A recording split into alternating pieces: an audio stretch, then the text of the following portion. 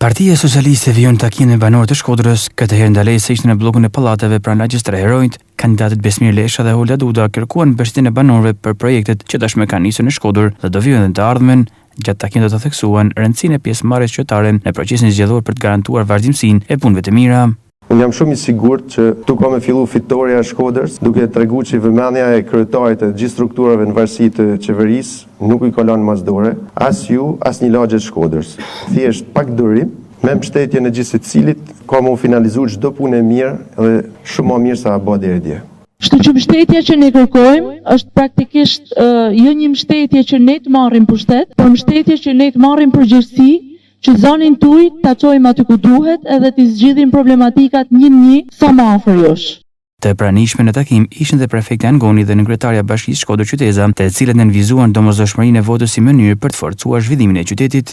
Këto vite, bashkia na ka dhënë luksin me pas të drejtën morale për me kërku votbesimin tuaj që Shqipërinë ta çojmë në Europë në 2030. Pse themi kështu?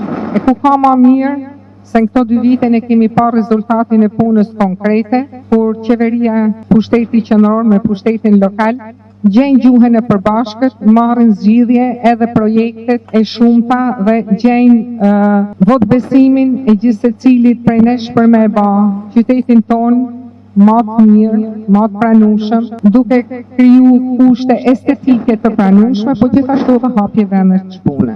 Është që ashtu siç e nxorëm në bashki, ta nxjerrim një fitore plebiscitare edhe në këto zgjedhjet e përgjithshme parlamentare.